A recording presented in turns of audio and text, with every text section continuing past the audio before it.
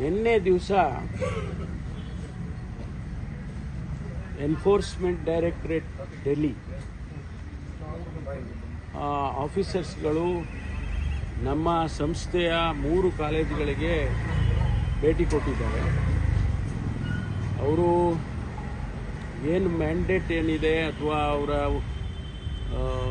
Instructions ಏನು ಅಂತ ಏನೂ ಗೊತ್ತಿಲ್ಲ. ಅವರು ನಮ್ಮ ಕಾಲೇಜಿಗೆ ಭೇಟಿ ಕೊಟ್ಟು ನಮ್ಮ ಅಕೌಂಟ್ಸ್ಗಳನ್ನೆಲ್ಲ ಕೇಳಿದ್ದಾರೆ.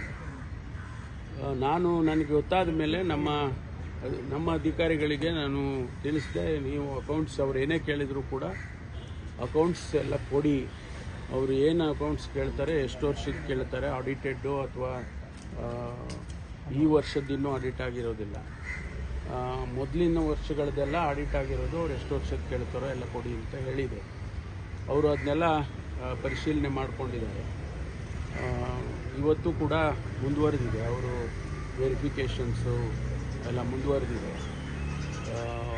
ಅದು ಉದ್ದೇಶ ನಮಗೆ ಗೊತ್ತಿಲ್ಲ. ಅದರಿಂದ ನಾವು ಎಲ್ಲ ರೀತಿಯ ಸಹಕಾರವನ್ನು ಕೂಡ ಇಡಿ ಅಧಿಕಾರಿಗಳಿಗೆ ಕೊಡ್ತೇವೆ. ಅದರಲ್ಲಿ ಯಾವುದನ್ನು ಕೂಡ ಮುಚ್ಚಿಡುವಂಥದ್ದು ಯಾವುದೂ ಕೂಡ ಇಲ್ಲ. ಇದು ಒಂದು.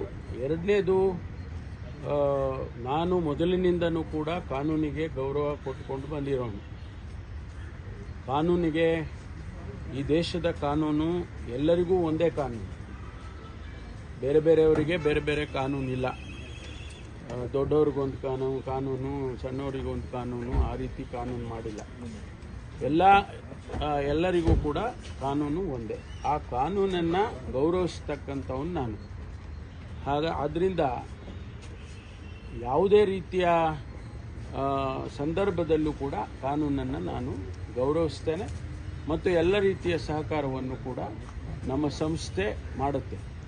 ಯಾಕೆಂದರೆ ಇದು ಸಂಸ್ಥೆ ವಿಚಾರ ಆಗಿರೋದ್ರಿಂದ, ಇದು ನಾನು ಒಬ್ಬ ಇಂಡಿವಿಜುವಲ್ ಅಲ್ಲ, ಇದು ಸಂಸ್ಥೆ ವಿಚಾರ ಆಗಿರೋದ್ರಿಂದ ಸಂಸ್ಥೆ ಎಲ್ಲ ಸಹಕಾರವನ್ನು ಕೂಡ ನಾವು ಕೊಡ್ತೇವೆ. ಮುಂದೆ ಅವರು ಏನು ನಮಗೆ ಪ್ರಶ್ನೆಗಳು ಕೇಳ್ತಾರೆ ಅಥವಾ ನಮಗೆ ಏನು ಮ್ಯಾಂಡೇಟ್ ಕೊಡ್ತಾರೆ ಅದೆಲ್ಲದಕ್ಕೂ ಕೂಡ ನಾವು ಸಹಕರಿಸ್ತೇವೆ. ಇಷ್ಟು ವಿಚಾರಗಳನ್ನು ನಾನು ತಮಗೆ ತಿಳಿಸ್ತೇನೆ.